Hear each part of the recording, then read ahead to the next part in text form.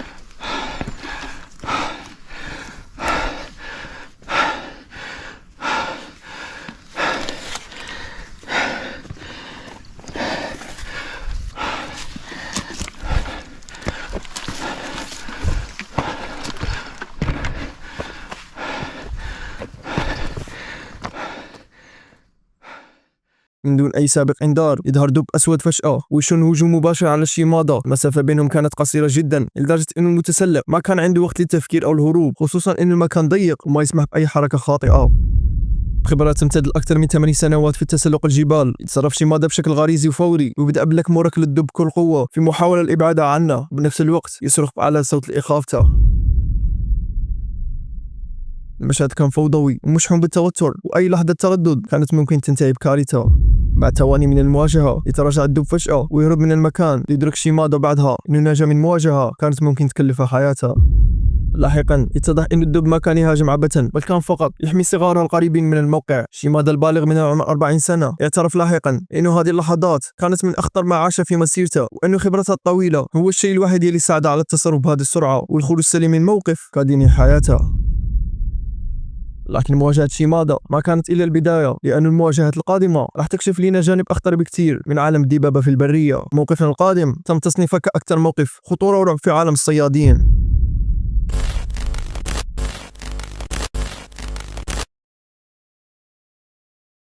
موقفنا القادم حصل مع 2 من الصيادين من قناة ويس مارشاك، وتم اعتباره لاحقا كواحد من أخطر مواجهات البشر مع الدبابة.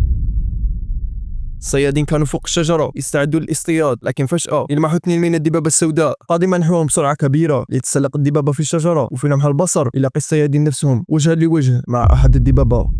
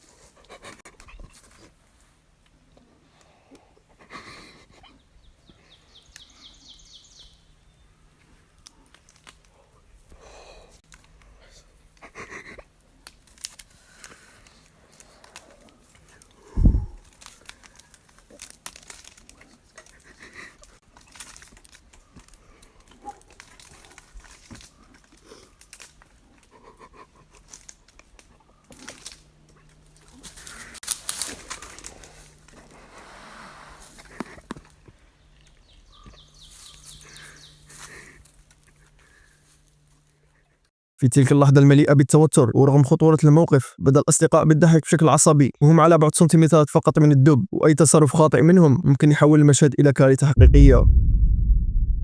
حافظ الصيادين على هدوءهم وما حاولوا استفزاز الحيوان أو القيام بحركات مفاجئة، وبعدها بثواني مرت كأنها ساعات طويلة قرر الدب أخيرا النزول من الشجرة ويبتعد هو والدب الآخر من المكان.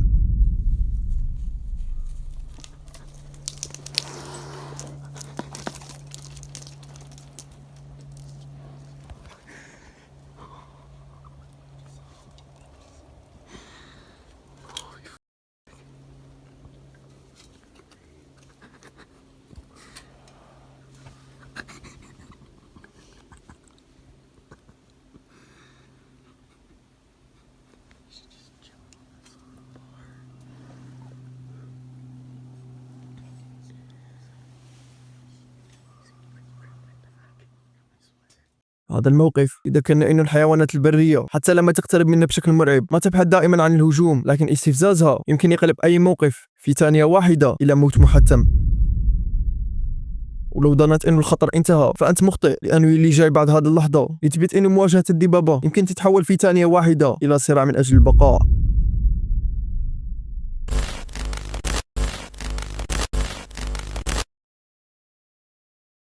في 25 من شهر مايو من سنة 2025 تحديدا في مسار كليرمونت الواقع بجبال سان غابرييل في ولاية كاليفورنيا بأمريكا، قرر الرياضي والعداء المحترف شاد بروس الذهاب والجري في المسار. كل شيء كان يسير بشكل طبيعي إلى أن لمح شاد دب بني عملاق يقترب من المكان وما صدق إيش اللي قاعد يشوفه. Got a major bear. Holy crap. What's up, boy?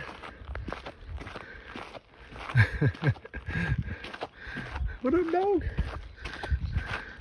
Get off the trail, homie. Oh, we officially got our first bear sighting. He's a pretty fella. Really don't want to mess with him though. Kind of want to pet him like a little puppy.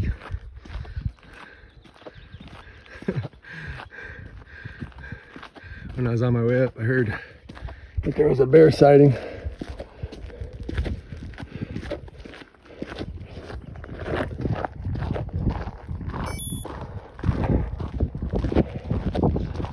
I was going for a PR on the way down too, homie.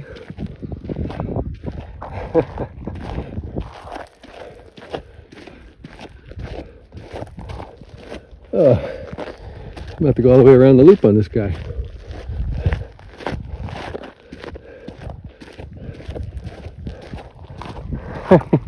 Is that the way you're going? You're going up? Alright, I'm gonna go around you. It's okay. You're a cute fella. استمر الدب بالتقدم في الطريق والعداء كان يتراجع خطوة ورا خطوة، وبحذر شديد يلتفت شاد حول الدب العملاق ويواصل المشي في محاولة للابتعاد عنه من دون ما يثير انتباهه.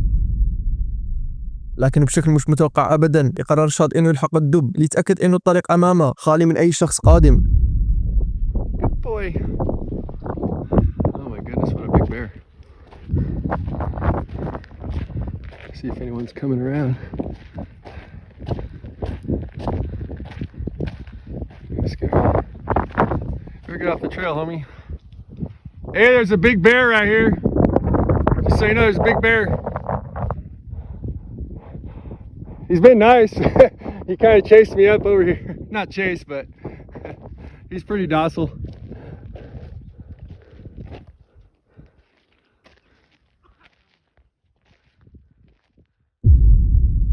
هذه المواجهة كانت مجرد لمحة بسيطة عن خطورة الاقتراب من الحيوانات المفترسة، لكن موقفنا القادم يرفع مستوى الخطر إلى درجة ما يتوقعها أحد أبدا.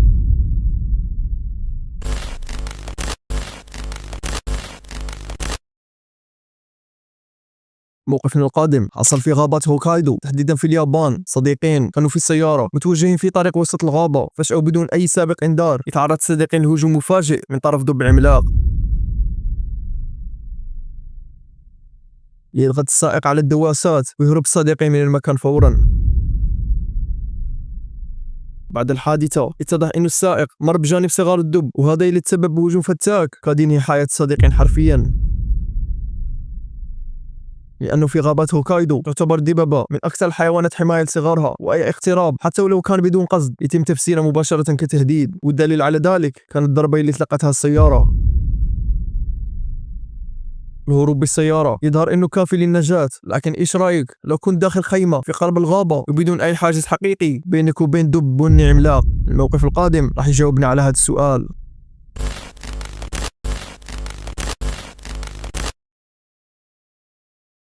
في 17 من شهر أكتوبر سنة 2023 نشر أحد المغامرين من قناة دوب دوك فيديو على اليوتيوب، حيث كان مخيم في أحد الغابات. فجأة استيقظ على صوت غريب بالقرب من المكان، ولما فتح الخيمة للتحقق كانت الكارثة الغير متوقعة أبدا.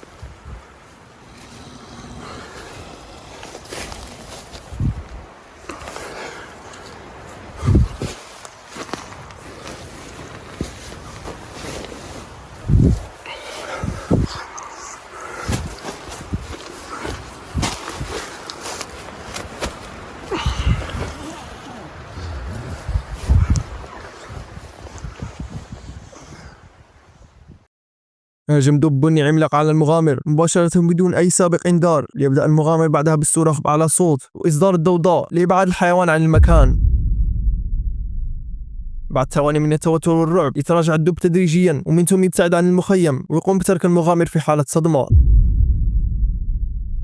هذا الحادث كان تذكير قاسي إنه التخييم في المناطق البرية يعني الدخول إلى بيئة تعيش فيها حيوانات مفترسة، وأي لحظة غفلة ممكن تتحول إلى مواجهة مباشرة مع خطر حقيقي.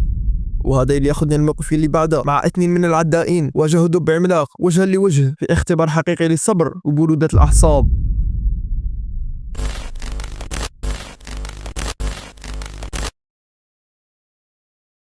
في أوائل شهر يونيو من سنة 2014 وتحديدا في مسارات ماتشيتاوين مقاطعة ألبرتا كندا، وعلى الساعة 8:10 صباحا قرر 2 من الأصدقاء العدائين القيام برحلة مشي والتنزه وسط الغابات، لكن فجأة بدون أي سابق إنذار ظهر دب أسود عملاق وبدأ بلحاق الصديقين. Pausing workout.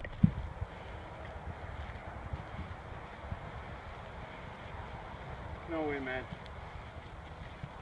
We're not good. We can't do this.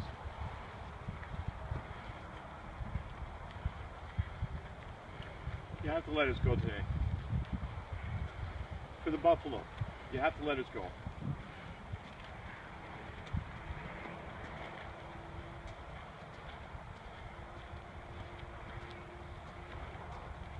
We got nothing for you. We have nothing. We'd give it if we had it. Hey, back. Stay. That's it. That's as far as you're going. Stop. Stop. Right now. Stop.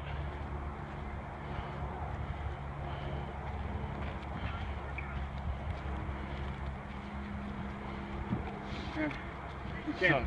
We can't. Get together, Greg. Get us together. We'll look bigger together. We can't, man. We can't. Just stay together. Stay together. We can't. Stay together. Right, stay together large. Let's back away from him. Let him go actually go by. Yeah. I'll smash him in the head with this rock. Hey! Go on. Go on your way. Come on. Good. It'll be your part from now on, okay? Okay, great. Yeah? Look around for a rock. Wait a second. If he hits, I gotta hit him in the head. Back! Back! Back! Back! Get in there. Get away from him. I can't get around. I know. We have to do this. Just have to keep doing this. Hey! We got nothing. Not make eye contact. No eye contact.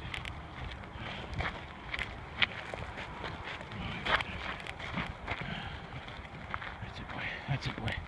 That's it, boy. Come on. Let us have our way. Let us go. Boy. Get up. Get back. Get together, Greg. We gotta look like. Let us go. Stay together. As long as we look like that. Good. 2 rocks up. Let us go. Let us go. Don't be looking like that. It's not nice. بدأ الدب العملاق اتباع الصديقين، لكنهم تصرفوا مع الأمر باحترافية وبدأوا بالتراجع للخلف بكل هدوء وما قاموا بالالتفات أبدا أو إعطاء ظهرهم للدب. بعدها وفي حادثة فريدة وغريبة من نوعها يبدأ الدب في تسلق الأشجار والنزول منها ليستغل الصديقين الأمر ويقوموا بالهروب من المكان فورا. Just keep her cool. Yeah. It's not that far back actually. But get ready to hit him in the head. We're gonna have to knock him out.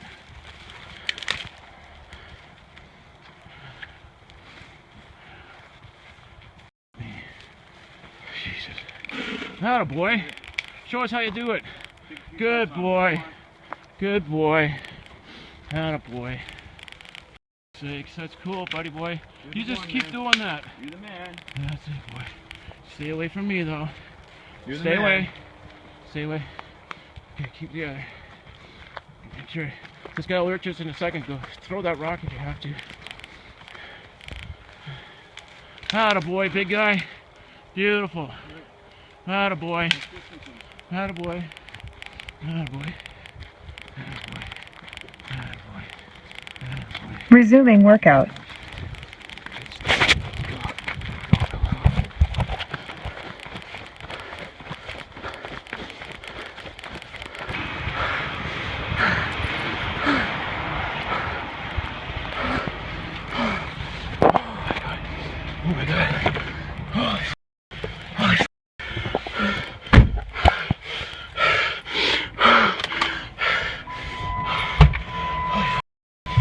Pausing workout.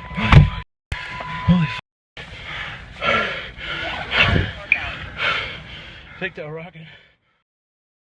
بعد أكثر من 4 دقائق من المطاردة، وأخيرا يقدر الصديقين يهربوا من الدب، وبعد الجري المسافة يصلوا أخيرا إلى السيارة ليدخلوا بسرعة ويقوموا بغلق الأبواب، وتنتهي المطاردة بدون أي إصابات.